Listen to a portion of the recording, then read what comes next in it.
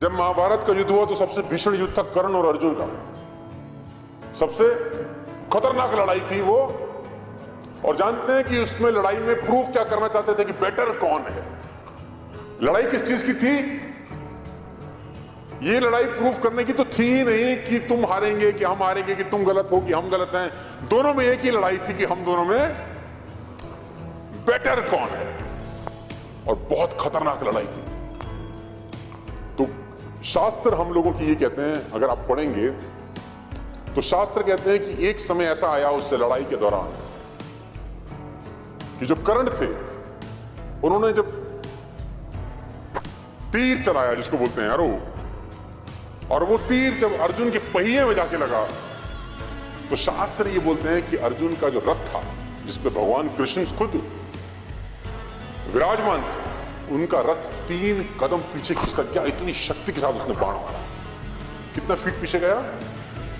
3 feet. अब बारी अर्जुन की थी, उसको उसका आंसर। अब अर्जुन ने भी बाण लगाया और जब वो बाण कर्ण के पहिए पे लगा तो उसके घोड़े जो उस रथ को खींच रहे थे 60 कदम पीछे ले आए। वो इतनी शक्ति के साथ बाण लगा तो अर्जुन बहुत खुश हुआ। अर्जुन ने बोला भगवान को, हैंड्स प्रूफ्ड, हैंड्स प्रूफ्ड कि कौन शक्तिशाली है। जब उसने चलाया तो 3 स्टेप्स, अब जब मैंने चलाया तो कभी कभी कुछ स्टूडेंट्स के नंबर अच्छे आ जाते हैं तो ईगो भी आ जाती है। कभी कभी देखो, नंबर अच्छे लाना और लाते रहना में अलग अलग बातें हैं।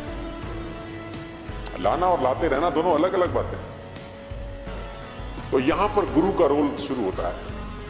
यहां गुरु उसको बताता है कि नहीं, ऐसा नहीं है, ईगो की जरूरत। उसने बोला देख, मैंने तो मारा ना, देखो मारा तो 7 कदम, उसने मारा तो 3 कदम, तो प्रूफ हो गया, हेंस प्रूफ, थ्योरम सॉल्व। उसने बोला नहीं नहीं, तू समझ नहीं रहा, तू वो देख रहा है जो तुझे दिखाई दे रहा है, तू वो देख ही नहीं रहा जिसके पीछे का खेल है। उसने बोला इसके पीछे का क्या खेल है? उसने बोला इसका पीछे का खेल मैं तुझे बताता हूं कि तेरे रथ पे मैं बैठा हूं पूरी दुनिया का भार लेके, और तेरे रथ पे एक और शक्ति विराजमान है जिसको बोलते हैं बजरंग बली, है ना, उनकी ध्वजा में विराजमान थे।